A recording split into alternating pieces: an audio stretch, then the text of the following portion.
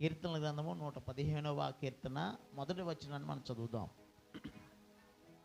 మాకు కాదు యెహోవా, మాకు కాదు, మీ కృపాసత్యమును బట్టి మీ నామమునికే మహిమ కలుగునుగాక. ఆమేన్ చెప్పాలందరూ కూడా ఆమేన్. ఎవరికి మహిమ కలగాలంట?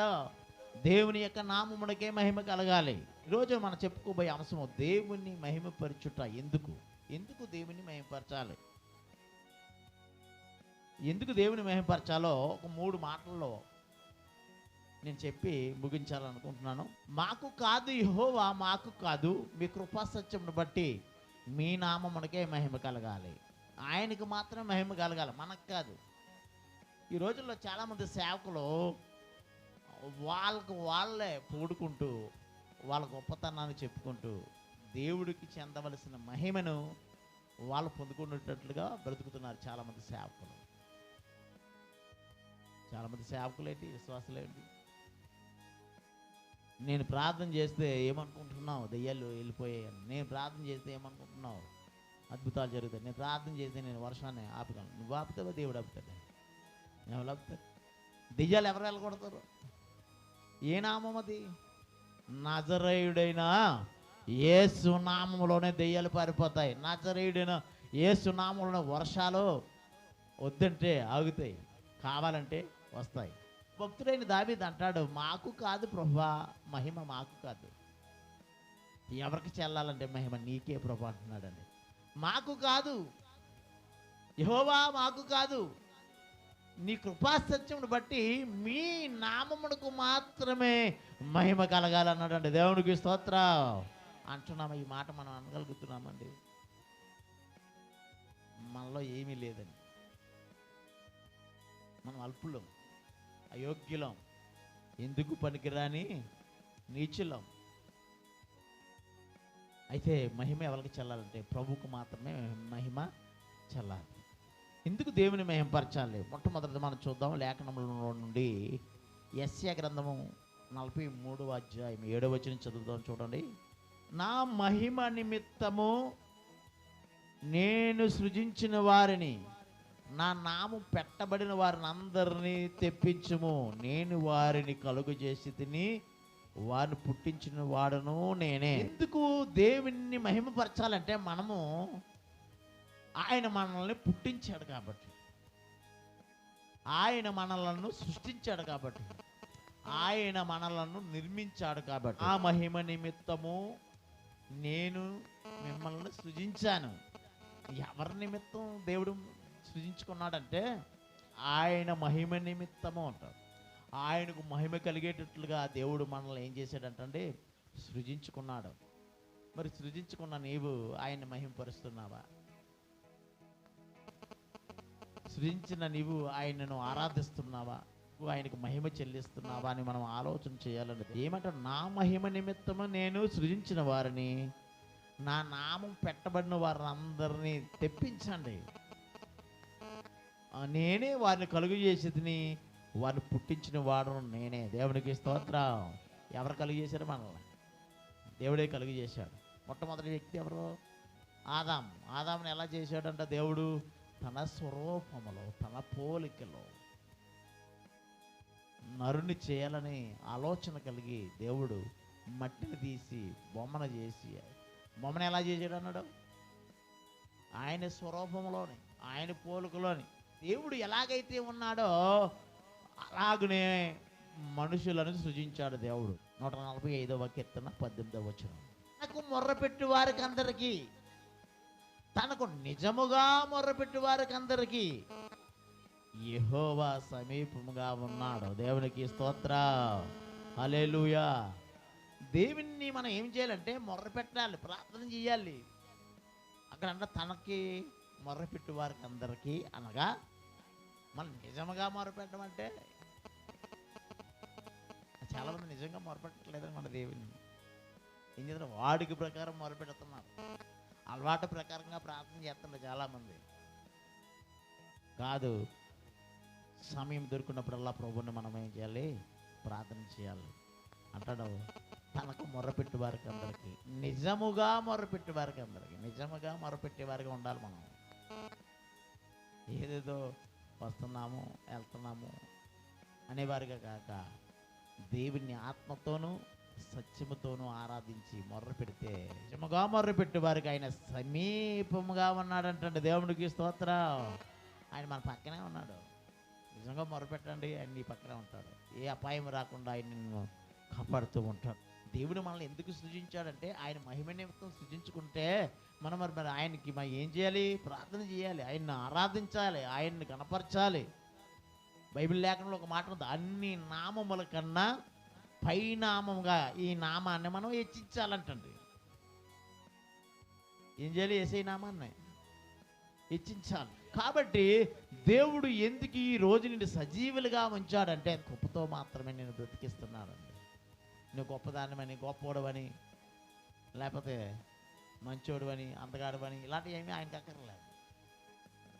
నేను సృజించిన వారిని నా కృపతో వాళ్ళని ఏం చేయాలి? నేను బ్రతికించాలి. కాబట్టి ఆయన బ్రతికిస్తున్నాడు. దేనికోసం అంటే ఆయన మహిమ నిమిత్తమే. కాబట్టి మనం ఆయనకి ఏం చేయాలి? మహిమను చెల్లించేవారుగా ఉండాలి. ఎప్పుడైతే సర్వోన్నతమైన స్థలంలో ఉన్న దేవునికి మనం మహిమ చెల్లిస్తామో అప్పుడు భూలోకంలో ఉన్న తన భక్తులకు ఏం కలుగుతుంది అన్నాడు? సమాధానం కలుగుతుంది అన్నాడు. మన ఇంట్లో సమాధానం ఉండట్లేదు. ఎప్పుడు చూసినా ఏదో వేదన, అలజడి, చింత, సమస్య. ఎందువల్ల? సర్వోన్నతమైన స్థలంలో దేవుణ్ణి మనము మహింపరచలేకపోతున్నాం, గణపరచలేకపోతున్నాం, ఆరాధించలేకపోతున్నాం. కాబట్టి మన ఇంట్లో సమస్యలు ఏర్పడుతున్నాయి, ఇబ్బందులు ఏర్పడుతున్నాయి.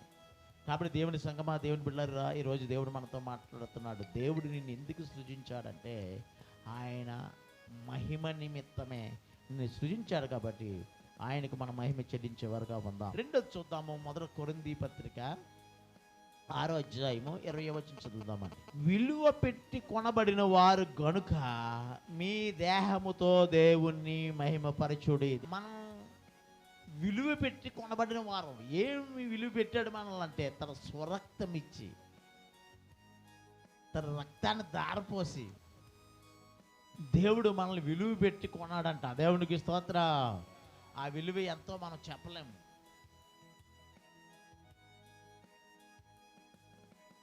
అదే అంటాడు, మీరు విలువ పెట్టి కొనబడిన వారు గనుక, మీరు విలువ పెట్టి కొనబడ్డారు కనుక ఇప్పుడు మనం ఏం చేయాలి? మన దేహముతో, దేహం అంటే ఏదండి? శరీరం. దేహముతో దేవుణ్ణి ఏం చేయాలి? ఇప్పుడు మహిమపరచాలి. మనకు 2 చేతులు ఇచ్చాడు దేవుడు. పాట పాడుతున్నప్పుడు చప్పట్లు కొట్టలేము. ఏం చేయాలి? దీన్నే 10 తంతుల సితార, లేకపోతే పోయింది, కానీ మనకి 10 తంతులు ఇచ్చాడు అంటే 10 ఏళ్ళు. దీంతో మనం ఏం చేయాలి? దేవుడిని కనీసం చప్పట్లన్నా కొడుతున్నాము. నీ దేహముతో దేవుణ్ణి ఏమన్నాడండి? మహింపరచాలంట. దేహముతో దేవుని మహింపరచాలి. దేహంతో దేవుని ఎలా మహింపరుస్తామంటే చప్పట్లు కొట్టే. శరీరంతో దేవుని ఎలా మహింపరుస్తాం? మంచి మంచి బట్టలు వేసుకుంటే దేవుని నామానికి మహిమ వస్తుందా? లిప్టిక్లు లేకపోతే కాటికులు ఇవన్నీ పెట్టుకుంటే దేవునికి మహిమ వస్తుందా? రాదు. మరి ఏంటి మహిమ వస్తుందంటే మన దేహముతో దేవుని చప్పట్లు కొడుతూ ఆరాధించడం ద్వారా దేవుని నామానికి మహిమ కలుగుతుంది. ఎందుకంటే మీరు విలువ పెట్టి కొనబడిన వారు. దేవునికి స్తోత్రం. ఏంటంటే విలువ పెట్టి కొన్నాడు. ఏమిటి విలువ పెట్టాడంటే తన స్వరక్తం ఇచ్చి, తన స్వరక్తం ఇచ్చి మన దేవుడు ఏమన్నాడు? కొన్నాడు. మాట చెప్పండి. కొన్నాడు, కన్నాడు. ఆ మాట అంటలేదు మీరు. దేవుడు కనలేదు అనుకుంటున్నారా? లేదని మా అమ్మకి అన్నది, దేవుడు ఎక్కడ కన్నాడు? లేదా మా నాన్న కన్నాడు అనుకుంటారా మీరు? ఇక్కడ విలువ పెట్టి మీరు కొనబడిన వారు. మన దేవుడు మన కన్నా తండ్రి, కొన్నా తండ్రి. ఏంటి కొన్నాడో? తన స్వరక్తం ఇచ్చి విలువ పెట్టి దేవుడు తన రక్తమంతా దారపోసి కన్నాడండి, కొన్నాడు మనల్ని. ఆయన ఎవరో? సర్వేశ్వరుడు, అంటే సృష్టికర్త అయిన దేవుడు. సృష్టికర్త అయిన దేవుడు మనల్ని ఏం చేశాడంటండి? కన్నాడు, కొన్నాడు. తన స్వరక్తం ఇచ్చి మనల్ని విలువ పెట్టి కొనడం అంటే అదే. విలువ పెట్టి కొనబడిన వారు కనుక, విలువ పెట్టి దేవుడు తన స్వరక్తమంతా దారపోసి, శరీరంలో ఒక రక్తపు బొట్టు కూడా లేకుండగా, యేసుక్రీస్తు యొక్క శరీరంలో ఒక రక్తపు బొట్టు కూడా లేకుండగా ఆ రక్తమంతటిని కూడా దారపోసి దేవుడు మనల్ని కొంటే, మనకు ఆరోగ్యాన్ని ఇస్తే, ఈ శరీరంతో దేవుణ్ణి మనం ఏం చేయలేకపోతున్నాం? నోటితో స్తుతించలేకపోతున్నాం, చేతులతో చప్పట్లు కొట్టలేకపోతున్నాం, మోకరించి ప్రార్థన చేయలేకపోతున్నాం. ఎందుకు మరి సజీవంగా ఉంచాడు దేవుడు? కీర్తనకాడైన దావీదు అదే కదా అంటాడు, 119వ కీర్తన 175వ వచనంలో చెప్తున్నాడు, నీవు నన్ను బ్రతికింపుము, నేను నిన్ను స్తుతిస్తాను. బ్రతికించాడా లేదా దేవుడు? బ్రతికించాడు. దావీదు అన్నాడు, ఆ మాట దావీదు అన్నాడు, నీవు నన్ను బ్రతికింపుము, నేను నిన్ను స్తుతిస్తాను అన్న మాట ఖచ్చితంగా చేశాడు దావీదు. బ్రతికించాడుగా దేవుడు. బ్రతికించినందుకు గాను దేవుణ్ణి ఏం చేస్తున్నాడు? దావీదు వలెనే నాట్యమాడి తండ్రి నిన్ను స్తుతించెదను, దావీదు వలెనే నాట్యమాడి తండ్రి నిన్ను స్తుతించెదను. పరిశుద్ధ రక్తంలో పాపము కడిగిన తండ్రి నిన్ను స్తుతించెదను, పరిశుద్ధ రక్తంలో పాపము కడిగిన తండ్రి నిన్ను స్తుతించెదను. యేసయ్యా స్తోత్రము, యేసయ్యా స్తోత్రము, హల్లెలూయా. దావీదు దేవుణ్ణి ఎలాగ ఆరాధించాడు? దినమునకు 7 మార్లు స్తుతులు చెల్లించేవాడు అంటండి. 7 మార్లు అంటే స్తోత్రం స్తోత్రం స్తోత్రం 7 సార్లు కాదు. ఒక్కసారి మోకరిస్తే ఎన్ని గంటల స్తోత్రం చెప్పేవాడో తెలియదండి. అలాగ ఒక్కసారి కాదు, 7 సార్లు మోకరించి దేవునికి స్తోత్రమే. అంటే దేవునికి స్తోత్రం అంటే మహిమ. స్తోత్రం అన్నా, స్తుతి అన్నా, హల్లెలూయా అన్నా, ఇవన్నీ దేనికోసం? దేవుని మహిమ కొరకు. హల్లెలూయా అన్నాం ఎందుకోసం? దేవుని మహిమ పొందుతాడు. మనం కూడా సహోదరులు కనబడినప్పుడు ప్రైజ్ లాడ్ అయ్యారండి, ప్రైజ్ లాడ్ సహోదరి, లేకపోతే ప్రైజ్ లాడ్ అక్క, ప్రైజ్ లాడ్ చెల్లి, ప్రైజ్ లాడ్ తమ్ముడు, ఇలాగ ఎందుకు అనుకున్నాం? ఈ ప్రైజ్ లాడ్ అంటే ప్రైజ్ ద లార్డ్ అంటే ఏంటంటే ప్రభువుకు స్తోత్రము. నువ్వు ప్రైజ్ లాడ్ చెప్తున్నావు, నేను ప్రైజ్ లాడ్ చెప్తున్నావు, ప్రభువుకు స్తోత్రం చెప్తున్నా.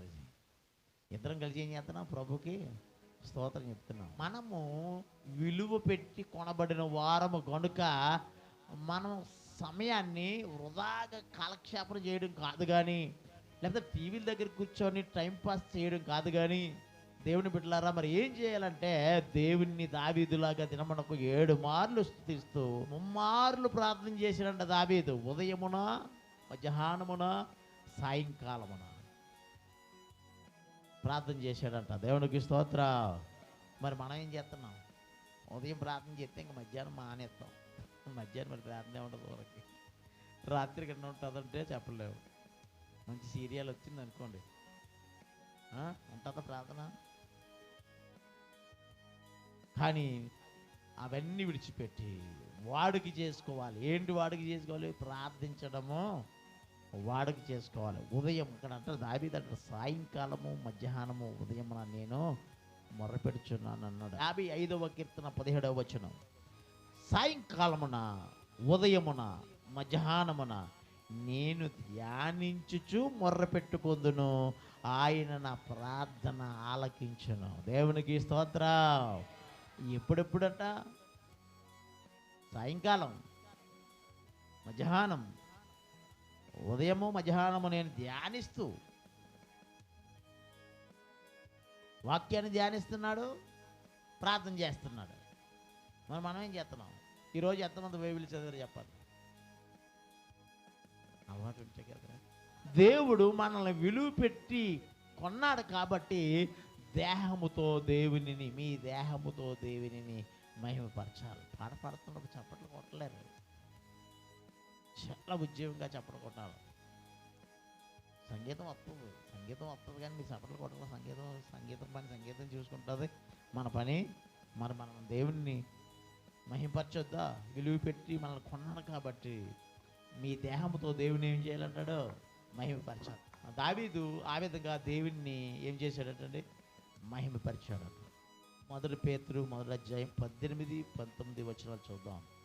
మీ పితృపారంపర్యమైన మీ వ్యర్థ ప్రవర్తన విడిచిపెట్టినట్లుగా వెండి బంగారం నుండి క్షయ వస్తువుల చేత మీరు విమోచింపబడలేదు. వెండి బంగారంతో చేసిన ప్రతిమల చేత మీరు విమోచింపబడలేదు, విడిపించబడలేదు.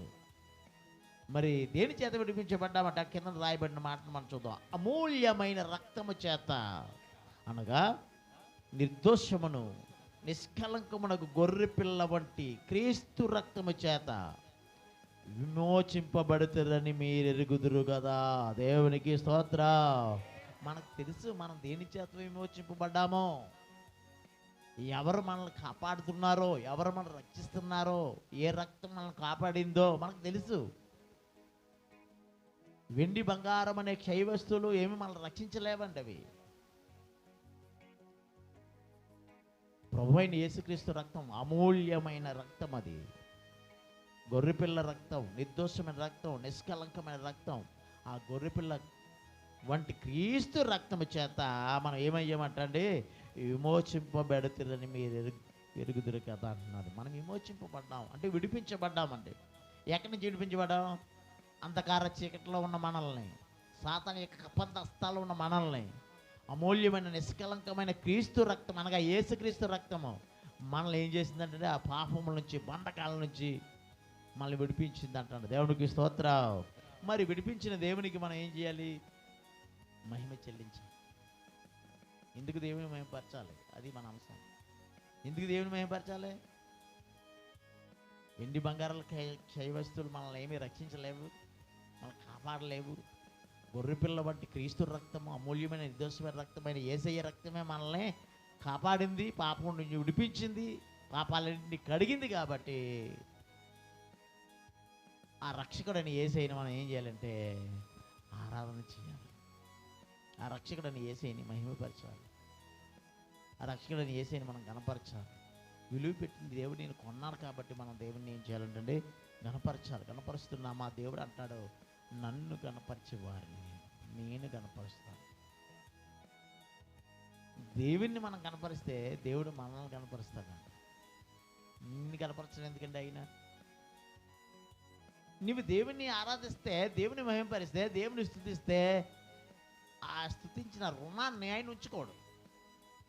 మరలా ఏం చేస్తాడు? నిన్ను గణపరుస్తాడు, హెచ్చిస్తాడంట, ఆశీర్వదిస్తాడంట, ఉన్నతమైన స్థితిలో పెడతాడంట. దేవుడికి స్తోత్రం. ఆయనను మనం ఎంతగా ఇచ్చిస్తామో మనం అంతగా హెచ్చించబడతామండి. హల్లెలూయా. ఆయన నామాన్ని ఎంతగా గణపరుస్తామో మనల్ని దేవుడు అంతగా గణపరుస్తాడు. ఆయనకి ఎంత రెస్పెక్ట్, మర్యాదనిస్తామో, గౌరవాన్ని ఇస్తామో, ఆ విధంగా దేవుని ఆరాధిస్తామో అంత గౌరవాన్ని సమాజంలో దేవుడు మనకిస్తాడు. 13వ కీర్తన 7వ వచనం. ప్రధానులతో, తన ప్రజల ప్రధానులతో వారిని కూర్చుండబెట్టుటకై ఆయన నేల నుండి దరిద్రులను లేవనెత్తివాడు, పెంట కుప్ప మీదనున్న పేదలను పైకెత్తివాడు. దేవునికి స్తోత్రం.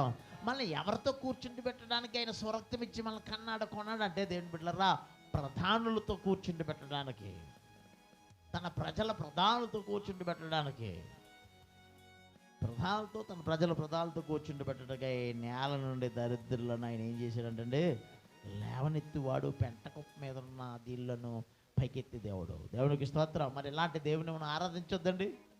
ఇలాంటి దేవుణ్ణి మనం స్తుతించొద్దా? ఇలాంటి దేవుణ్ణి మనం మహింపరచొద్దా? మన కోసం ప్రాణం ఇచ్చిన దేవుణ్ణి మనము మహింపరచొద్దండి? మన కోసం రక్తం అంతా దారపోసిన యేసయ్యని మనం ఆరాధించొద్దా? ఏం చేస్తున్నావు? సమయాన్ని, దినాలను మనం ఏం చేసుకుంటున్నాం? పాడు చేసుకుంటున్నాం. రోజులు గడిచిపోతున్నాయి, మరొక సంవత్సరం వచ్చేది, కొత్త సంవత్సరం వచ్చేస్తుంది. ఆ రోజు వాగ్దానం తీసేసుకుంటావు, ప్రభువా నన్ను క్షమించి అంటావు. మళ్ళీ ఫస్ట్ నుంచి మళ్ళీ మామూలే. 1వ తేదీ నుండి మళ్ళీ మామూలే. ఆ 31వ తేదీ రాత్రి మాత్రమే మనం ఏం చేస్తామంటే వాచినట్లో పాపాలు ఒప్పేసుకొని, ప్రభువా నన్ను క్షమించినైనా, నన్ను క్షమించినైనా, నన్ను క్షమించి, ఇంతవరకు నేను తప్పులు క్షమించినైనా అడిగి అడిగి ప్రార్థన చేసేసి 12 గంటలకు హ్యాపీ న్యూ ఇయర్ అని చెప్పేసి తెల్లారిపోయిన మళ్ళీ మామూలే కొంత బతుకు. పండగ చేసేసుకున్నాం ఆ రోజు నుంచి మళ్ళీ ఏమైపోతుంది పరిస్థితి? మళ్ళీ మామూలు స్థితికి వచ్చేస్తుంది. అందువల్ల దేవుడు బాధపడుతున్నాడు. నరులను చేసినందుకు నా హృదయంలో నేనేం చేస్తున్నాను? సంతాపం ఉంటున్నాను, మెచ్చుకుంటున్నాను. దేవుని దుఃఖపెట్టేవారుగా మనం ఉంటే ఇంకెందుకండి మనల్ని సృజించింది ఆయన? ఎందుకండి మనం దేవుని దుఃఖపెట్టేవారుగా ఉందామా, సంతోషపరిచేవారుగా ఉందామా?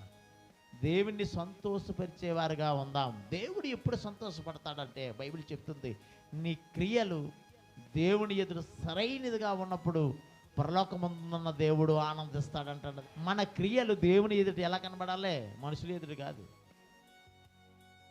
ఎవరి ఎదురు కనబడాలి? మనుషుల ఎదురు నటించవచ్చు, కానీ దేవుని ఎదుట సరైనదిగా కనబడినప్పుడు మన క్రియలంటే మనం చేసే పనులు సరిగా లేవనుకోండి. దేవుని దగ్గర దేవుడు ఏమన్నాడు? ఉమ్ము వేస్తానన్నాడు. నా నోట నుండి చీ అంటారు. ఎప్పుడు అంటారు అది? చీ అని ఇప్పుడు అంటాం మనం. ఎవరైనా అసహ్యంగా కనబడి చీ అంటాం. ఇప్పుడు దేవునికి మన అసహ్యం కనబడితే ఆయన కూడా చీ అంటాడంట, ఉమ్ము వేస్తాడంట. జాగ్రత్త. ఉమ్ము వేయించుకుందామా?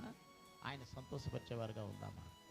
మన క్రియలు దేవుని ఎదుట ఎలా కనబడాలంటే సరైనదిగా కనబడాలంటున్నాడు. ప్రకటన 3:17 ఏమంటాడు? నీ క్రియలు నేను ఎరుగుదును అన్నాడు. నీ క్రియలను నేను ఎరుగుదును. నువ్వు చల్లగానైనను వెచ్చగానైనను ఉండిన మేలు.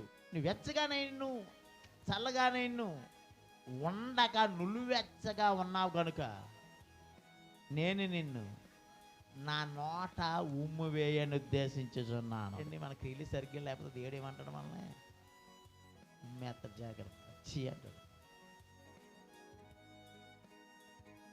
మన క్రియలు దేవుని ఎదురు ఎలా కనబడాలి? సరిగా కనబడాలి. కాబట్టి సంగమా, ఎందుకు దేవుని మహిమపరచాలంటే మొట్టమొదటి మనం చెప్పుకున్నాం. మొదటి పాయింట్ ఏంటంటే, ఎందుకు దేవుని మహిమపరచాలి? ఆయన మహిమ నిమిత్తము నిన్ను పుట్టించాడు, సృష్టించాడు. కాబట్టి అందుకు బట్టి దేవుణ్ణి మనం ఆరాధించాలి, మహిమపరచాలి, ప్రార్థన చేయాలి. ఎలా ప్రార్థన చేయాలి? నిజముగా మొర్రపెట్టాలి.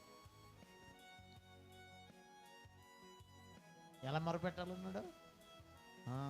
నిజముగా మొర్రపెట్టే వారికి అందరికీ ఆయన సమీపంగా ఉంటాడంటాడు. ఆయన సమీపంగా ఉండి నీ ప్రార్థన విని నీ ప్రార్థనకి జవాబును ఇవ్వాలి అంటే ఆయన నామము నిమిత్తము నిన్ను సృజించాడు. కాబట్టి ఆయనకు నువ్వు మహిమ చెల్లించేవాడుగా ఉంటే ఖచ్చితంగా దేవుడు ఆయన సమీపంగా ఉండి నీ అవసరాలను దేవుడు తీరుస్తాడంట. రెండోదిగా మనం చూస్తున్నాము, ఆయన విలువ పెట్టి మనల్ని కొన్నాడు. కాబట్టి నీ దేహముతో దేవుణ్ణి మనం ఏం చేయాలి? ఆరాధించాలి. చప్పట్లు కొట్టండి. పాట పాడుతున్నప్పుడు చప్పట్లు కొట్టడం, పాటలు పాడుతున్నప్పుడు చప్పట్లు కొట్టండి, చప్పట్లు కొట్టండి అనాలండి. అనక్కర్వద్దు, ఎందుకంటే చప్పట్లు కొట్టాలి. రోజు మనకు అలవాటు కదా. ఇప్పుడు ఏమవుతుంది? అలవాటు తప్పిపోతుంది. చప్పట్లు వినబాటవు. ఆ చప్పట్లు కూడా అప్పుడప్పుడు తాండ్ర అన్నట్టు వినబాడుతున్నాయి. అన్నీ ఒకలాగే టాప్ పడాలి. అన్నీ ఒకలాగే చప్పట్లు కొట్టి దేవుణ్ణి నీ దేహముతో దేవుణ్ణి ఆరాధించాలి. గొర్రెపిల్ల రక్తం, నిష్కలంకమైన రక్తం, యేసయ్య రక్తం. ఆ రక్తం చేత మీరు ఏమయ్యారు? విమోచింపబడితే కనుక ఆయన నామాన్ని మనము ఆరాధించాలి, మహిమపరచాలి. మూడోది, కీర్తన గ్రంథం 50వ కీర్తన 15వ వచనంలో మాటను కూడా చదువుదాం. ఆపత్కాలమున నీవు నన్ను గూర్చి మొర్రపెట్టుము, నేను నిన్ను విడిపించెదను, నీవు నన్ను మహిమపరిచెదవు. ఆపత్కాలంలో పోముల దగ్గర పరిగెట్టడం కాదు. ఆపత్కాలంలో తాయిత్తులు కట్టుకోవడం కాదండి. ఆపత్కాలంలో మనం ఏం చేయాలి? దేవుణ్ణి మొర్ర పెట్టాలంట. నీవు నన్ను గూర్చి మొర్ర పెట్టాలి. ఆపద కలిగినప్పుడు, ఆపద వచ్చినప్పుడు దేవునికి మొర్ర పెట్టాలి తప్ప డాక్టర్ల దగ్గర పరిగెడతాం. ఇంకా తగ్గపోతే ఎక్కువ రోజులు ఉండిపోయింది డౌట్ వచ్చేసి ఎవడో ఏదో చేసాడు, తాయిత్తుల దగ్గర పరిగెడతాం. ఆపత్కాలమున మీరు నన్ను గూర్చి ఏం చేయాలన్నాడండి? మొర్రపెట్టుము, నేను నిన్ను విడిపిస్తాను అని. విడిపించే దేవుడు మనకు ఉండగా విడిపించే దేవుని దగ్గరికి వెళ్ళి, ప్రభా నేను ఆపదలో ఉన్నాను, నన్ను విడిపించదు ఆయనని అడుక్కోవాలి. కానీ ఎక్కడికెక్కడికో పోయి లేనిపోని కట్టేసుకొని లేనిపోని అని తెచ్చేసుకొని అది దెయ్యాన్ని పంపిస్తాడు. అది కట్టడం వల్ల దురాత్మని పీడిస్తూ ఉంటారు. దానికి ఎంతైనా ఇచ్చేస్తారు అంటే ఎంతైనా ఇచ్చేది అంటే అది 10,000 అడిగినా ఇచ్చేస్తాం, ఎంత అడిగినా ఇచ్చేస్తాం. కానీ దేవునికి మాత్రం కార్యాలు చేసే విషయంలో ఆలోచిస్తూ ఉంటాం. దేవుని కార్యాలు చేసే విషయంలో ఏం చేస్తాం? ఆలోచిస్తూ ఉంటాం. దేవుని కార్యాలు ఆలీలు చెప్పకూడదు. దేవుని జీవితంలో మేలు జరిగింది కాబట్టి నీ కలిగిన మేలును బట్టి దేవుడిని నువ్వేం చేయాలి? సంతోషపరచాలి. దేవుని గణపరచాలి, దేవుని మహిమపరచాలి, దేవుని ఆరాధించాలి తప్ప దేవుడు పలానా రోజుని మేలు చేశాడు కదా నీకు ప్రార్థన ఎట్టరా అని మళ్ళీ నేను చెప్పకూడదు ఎవరకు. ఆ తపన ఈ సంవత్సరం అంతా ప్రభు నన్ను కాపాడావు కదా. ఏంటండి ఈ సంవత్సరం అంతా ఒక ప్రార్థన ఎట్టారండి, మీరు ఆలోచన చేయండి. పోయిన క్రిస్మస్ ప్రార్థన నుంచి ఇక్కడ వరకు ఒక్క ప్రార్థన ఎట్టాను వాళ్ళు ఎలా ఉన్నారు. ఈ స్థితిలో ఉన్నానంటే ఆయన కృప మాత్రమే. ఇంకా బ్రతికున్నానంటే అది కేవలము ఆయన కృప మాత్రం. కాబట్టి ఆపత్కాలమున మీరు నన్ను గురించి మొర్రపెట్టుము, నేను నిన్ను విడిపించెదను, నీవు నన్ను మహిమపరిచెదవు. దేవునికి స్తోత్రం. దేవుడు మనల్ని శాపము నుండి, పాపము నుండి, ఆపత్కాలము నుండి విడిపించినందుకు గాను ఆయనను నువ్వేం చేయాలంటే మహిమపరచాలంటాడు. మహిమపరచాలంటే ఎలా మహిమపరుస్తావు? కృతజ్ఞత స్తుతి కూడిక ఏర్పాటు చేసుకొని, నలుగురిని పిలుచుకొని, సంఘాన్ని పిలుచుకొని కృతజ్ఞతాస్తుతి కూడుకుని ఏర్పాటు చేసుకోవడం వల్ల దేవుని నామం ఏమవుతుంది? అక్కడ నువ్వు అందరం పిలుచుకున్నావు, సాక్షి చెప్తావు. దేవుడు పలానా రోజుని నా జీవితంలో ఈమెయిల్ చేశాడు, దేవుడు గొప్ప చేశాడు, నన్ను కష్టం నుండి తప్పించాడు, సాక్ష్యం చెప్పడం ద్వారా యేసయ్య నామం ఏమవుతుందంటే గణపరచబడుతుంది, మహిమపరచబడుతుంది. ఆపత్కాలమున తన పర్ణశాలలో దాచెను, తన గుడారపు మాటున నన్ను దాచెను, ఆశ్రయ దుర్గముపై నన్ను ఎక్కించెను. ఎక్కడెక్కించాడు? ఆశ్రయ దుర్గము. కాపాడువాడు ఆయన, రక్షించేవాడు ఆయన, నిన్ను ఆదరించేవాడు ఆయనే నా దుర్గము, ఆయనే నా కేడుము అంటాడు దావీదు. ఆపత్కాలమున నీవు నన్ను గూర్చి మొర్రపెట్టుము, నేను నిన్ను విడిపిస్తాను. ఆపత్కాలంలో మొర్రపెట్టాలండి, భూమి దగ్గర పరిగెట్టడం కాదు, డాక్టర్ల దగ్గరికి పరిగెట్టాలంటే డాక్టర్ దగ్గరికి వెళ్ళొద్దన్నారు అయ్యగారు అంటే వెళ్ళొచ్చు. ముందు చేయవలసిన పని ఏంటి? ముందు ప్రార్థన చెయ్యాలి. అది చెయ్యు. ఏమ్మా బాగాలేదండి, బాగాలేదు అయ్యగారు, లేకపోతున్నాం, అలా చేసేయండి ప్రార్థన, అలాగే చేసేయండి ప్రార్థన. మరి హాస్పిటల్కి వెళ్ళేటప్పుడు లేస్తావా లేవా? లేచి వెళ్తావా వెళ్ళవా? లేచి వెళ్ళి మరి వెళ్తావు ఆటో ఎక్కి. కానీ ప్రార్థన చేసుకునేటప్పుడు మాత్రం అయ్యగారి మీ ఇంటికి వస్తే లేకపోతున్నాను అయ్యగారులో చేసేయండి. ప్రార్థన చేసుకోవడానికి కూడా మన దగ్గర ఏముండదు, ఓపిక ఉండదంట. ఆపత్కాలంలో, కష్టకాలంలో మన దేవుని గురించి ఏం చేయాలంటే మొర్ర పెట్టాలి. మొర్ర పెడితే దేవుడు ఏం చేస్తాడంటే మనల్ని విడిపిస్తాడు. దేని నుంచి విడిపిస్తాడు? ఆపద కాలంలో అంటే ఆపదల్లో నుండి, కష్టాల్లో నుండి, ఇబ్బందుల్లో నుండి, శ్రమల్లో నుండి మనల్ని విడిపిస్తాడు. విడిపించడం ద్వారా ఇప్పుడు నీవు ఏం చేయాలంటే ఆయన నామాన్ని మహిమపరచాలి. దేవుడు నాకు ఆరోగ్యాన్ని ఇచ్చాడు కాబట్టి నేను ఇప్పుడు ఏం చేయాలి? నేను దేవుని యొక్క రుణాన్ని మనం తీర్చలేం. ఏమి ఇచ్చినా, కోట్లు ఇచ్చినా, వెండి బంగారాలు ఇచ్చినా, మేడ మీద ఇచ్చినా ఆయన రుణమును మనము తీర్చలేమండి. మరి ఏంటి ఆయన రుణాన్ని ఎలా తీర్చగలుగుతామంటే దేవుని బిడ్డలారా, కేవలము దేవుని నామాన్ని మహిమపరిస్తే చాలు, ఆయన నామాన్ని గణపరిస్తే చాలు. అందుకోసమే దేవుడు మనల్ని ఏం చేస్తాడంటే కష్టకాలంలో నుండి, ఆపత్కాలం నుంచి దేవుడు మనల్ని ఏం చేస్తున్నాడు? విడిపిస్తున్నాడు. విడిపించినందుకు గాను మనం దేవునికి మహిమ చెల్లించేవారుగా ఉందాం. అతడు నన్ను ప్రేమించుచున్నాడు గనుక నేను అతన్ని తప్పిస్తాను. ఎవరైతే దేవుని ప్రేమిస్తారో వారిని దేవుడు ఏం చేస్తాడంటే తప్పిస్తాడంటే. కష్టాల నుంచి, ఇబ్బందుల్లో, శ్రమల్లో నుండి దేవుడు తప్పిస్తాడు. అతడు నా నామమును ఎరిగిన వాడు గనుక నేను అతన్ని గణపరుస్తాను. దేవుడు గణపరుస్తాడంట. మనం దేవుని కనపరచాలి అసలు, కానీ దేవుడు మనల్ని ఏం చేస్తాడంట? గణపరుస్తాడు. ఘనత అంటే ఏంటండి? ఘనత అంటే గౌరవం. దేవుడు మనకి గౌరవాన్ని ఇస్తాడు, ఘనతను ఇస్తాడంట. ఎప్పుడంటే మనం ఆయన నామమును ఎరిగిన వారం కాబట్టి.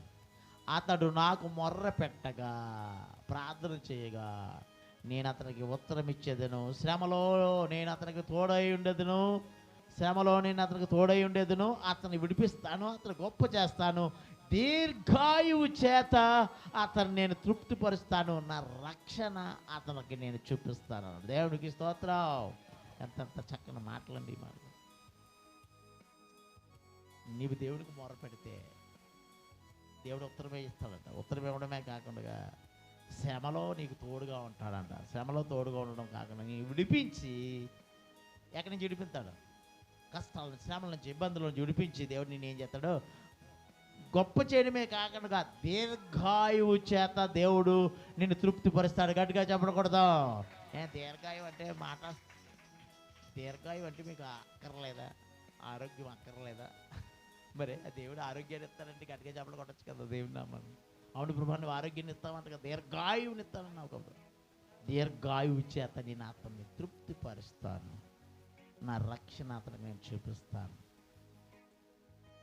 దేవుడు కష్టాల్లోంచి, ఇబ్బందులు విడిపించినందుకు గాను మనం దేవుడిని ఏం చేయాలన్నాడు? మహిమపరచాలంట, గణపరచాలంట. అపోస్తల కార్యాలు 3వ అధ్యాయం 1 నుండి 10 వచనాలు మీరు చూస్తే అక్కడ ఒక కుంటి భిక్షకుడు శృంగారం అనే దేవాలయం దగ్గర ఏం చేస్తాడంటే మెట్ల మీద భిక్ష పడుకుంటుంటాడు. అదే సమయంలో పేతురు, యోహానులు దేవాలయంకు ఎక్కి వెళుతుంటారనమాట. మంచి ధనవంతులు వస్తున్నారు, ఇప్పుడు వెండి బంగారం ఏదో కొంత వేస్తారు ఇప్పుడు అని ఆశిస్తున్నాడు కుంటువాడు. ఎక్కడున్నాడు ఇప్పుడు? ఎత్తుకనే దేవాలయం మెట్ల దగ్గర. ఎప్పుడు దేవాలయం మెట్ల దగ్గర ఉన్నాడు, ఎప్పుడు దేవాలయం లోనికి వెళ్ళి దేవుని ఆరాధించలేదంట. వీడి వృత్తి వ్యాపారం ఏంటంటే అడుకోవడమే. ఈ రోజులో బాగున్న వాళ్ళు కూడా అనుకుంటున్నారు. ఇక్కడ పేతురు, యోహానులు వెళ్తున్న సమయంలో మంచి మంచి వస్త్రాలు అని చెప్పాను కదా, మంచి బట్టలు వేసుకుని వస్తున్నారు. చాలా ధనవంతులు ఎక్కుతున్నారు. నా వెండి బంగారం ఏదో దొరికిలాగా ఉందని చెప్పి ఆశిస్తున్నాడు. మనసులో అనుకున్నాడు, బయటకు అన్నాడు. అదే మనసులో అనుకుంటున్నాడు, మంచి ధనవంతులు వస్తున్నారు, ఇప్పుడు నాకు వెండి దొరుకుతుంది, బంగారం దొరుకుతుంది మనసులో ఆశిస్తున్న సమయంలో వాళ్ళు వచ్చి వెంటనే ఏమంటారంటే, వెండి బంగారములు మా యొద్ద లేవు కానీ అన్నారు. దేవునికి స్తోత్రం. ఈయన అడిగాడా? పోడి అడగలేదు. ఈ దైవజనులకి తెలిసిపోద్ది, సేవకులకి తెలిసిపోద్ది. కుంటి భిక్షకుడు వీళ్ళని చూసి వెండి బంగారాలు మా యొద్ద లేవు కానీ, ఏదో ఆశించాడు వెండి బంగారం దొరుకుతుందని. వీళ్ళు వచ్చి పెట్టాడు, వెండి బంగారాలు మా యొద్ద లేవు కానీ వెండి బంగారము కంటే విలువైనది నేను మీకు ఇస్తున్నాము అన్నారు. అంటే ఏంటి? వెండి బంగారాల కంటే విలువైన యేసుని మేము కలిగి ఉన్నాం. ఆ యేసుక్రీస్తు నామములో లేచి నడుమన్నారంటాడు. ఎన్ని సంవత్సరాలు బట్టో అక్కడ కూర్చున్న కుంటి భిక్షకుడు వెంటనే దిగ్గున లేచి దేవుని మందిరంలోకి వెళ్ళి ఇప్పుడు ఆరాధన చేస్తున్నాడు, ఇప్పుడు దేవుని స్తుతిస్తున్నాడు. ఇప్పుడు దేవుల్లో ఉన్న రుచి ఏమిటో, దేవుల్లో ఉన్న ఆనందం ఏమిటో ఇప్పుడు తెలిసింది. మెట్ల మీద ఉన్నంతకాలం తెలియలేదు. ఎప్పుడైతే దేవుని మందిరంలోనికి వెళ్ళాడో అప్పుడు తెలిసిందంట. దేవుని మహిమ నిమిత్తము నేను మిమ్మల్ని పుట్టించాను, సృజించాను కనుక మీరు దేవుని ఏం చేయాలి? ఎందుకు పుట్టించాడు మనల్ని? దేవుని సృజించడానికి, దేవుని మహిమపరచడానికి సృజించాడంట. అందుకోసం నా మహిమ నిమిత్తము నేను మిమ్మల్ని సృజించాను కనుక మీరు దేవుని ఏం చేయాలి? మహిమపరచాలి. రెండోది, విలువ పెట్టి మీరు కొనబడిన వారు కనుక మీ దేహముతో దేవునిని ఆరాధించాలి, మహిమపరచాలి. దేంతో ఆరాధించాలన్నాడు? దేహం అనగా శరీరంతో దేవుని ఆరాధించాలి, హృదయంతో దేవుని ఆరాధించాలి, శరీరంతో దేవుని ఆరాధించాలి, అంతరంగంలోంచి దేవుని ఆరాధించాలి. మూడోది, నేను ఆపత్కాలంలో మీరు నన్ను గురించి మొరపెట్టారు చూడండి, అప్పుడు నేను మిమ్మల్ని ఏం చేశానంటే విడిపించాను, ఆ కష్టం నుండి తప్పించాను కనుక మీరు ఏం చేయాలంటే నన్ను మహిమపరచాలి అన్నాడు. ఎందుకు? విడిపించినందుకు గాను మనం దేవుని ఏం చేయాలి? కష్టంలో తప్పించినందుకు కానీ మనం దేవుని ఆరాధించొద్దండి. కష్టంలో తప్పించేవాడు డాక్టర్ దగ్గరికి వెళ్తే 30,000-40,000 అయిపోతుంది, 50,000 అయిపోతుంది కూడా. కానీ దేవుడు ఏమీ తీసుకోకుండా ఏం చేశాడు? మన కేవలము మొర్రపెట్టడం ద్వారా, ప్రార్థించడం ద్వారా దేవుడు ఏం చేశాడు? మనల్ని విడిపించాడు. కాబట్టి విడిపించినందుకు గాను మనం దేవుని ఏం చేయాలంటే మహిమపరచాలి. అంతే, 3 మాటలు. ఎందుకు దేవుని మహిమపరచాలి? నిన్ను పుట్టించినందుకు, విలువ పెట్టి నిన్ను కొన్నాడు కాబట్టి, అమూల్యమైన రక్తాన్ని ఇచ్చి నేను కన్నాడు కాబట్టి అందుకు దేవుని ఆరాధించాను, మహిమపరచాలి. కష్టాల్లోంచి, శ్రమల్లోంచి, ఇబ్బందుల్లోంచి, ఆపదలోంచి దేవుడు మనల్ని విడిపించాడు కాబట్టి అందుని బట్టి మనం దేవుని మనం ఏం చేయాలా? ఆరాధించాలా. ఆరాధించేద్దామా? ప్రభుని కనపరుచుదామా? ఈ కొద్ది మాటలు దేవుడు దీవించును గాక.